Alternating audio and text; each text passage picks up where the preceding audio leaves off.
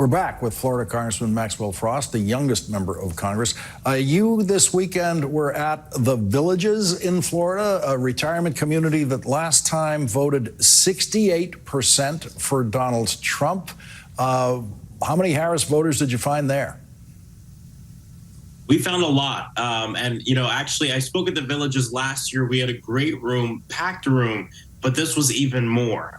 We had thousands of golf carts lined up after a rally to go vote for the vice president, Tim Walz, right to the SOE. And first, what we did is we held a rally. I held it alongside Debbie Mark-Powell, who's running for the United States Senate. She's about to beat Rick Scott.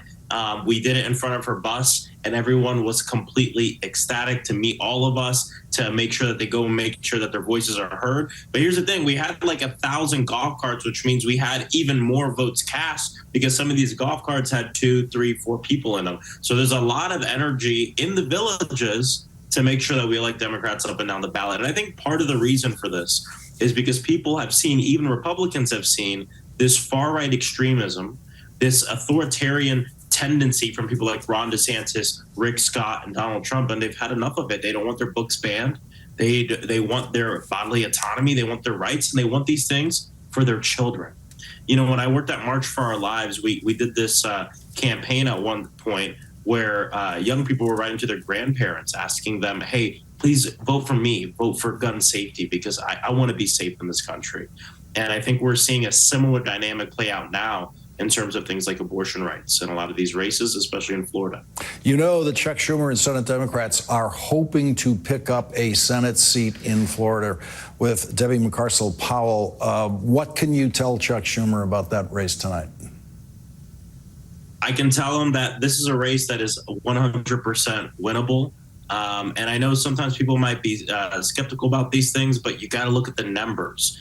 Debbie Mark-Powell has been really closing that gap at Rick Scott. In a lot of polls, she's just a point away. She's just 2 points away. She's really polling within the margin of error, which means the race is virtually tied.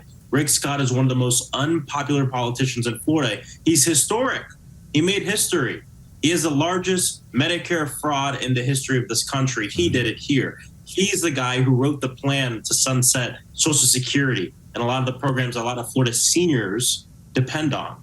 And so Debbie's been running a great campaign. I've been on the trail with her at different points in Orlando and at the Villages. I think, and I know that she can win this thing. If people want to help her out, they can go to debbieforflorida.com. I think we have a really good opportunity here to retire Rick Scott. Maybe we'll send him to the Villages after he has to retire from the Senate, because Debbie's going to win. Just want to clarify for the audience that Senator Scott was involved in a Medicare fraud case before he became a senator, when he was in private business, before he ran for Senate.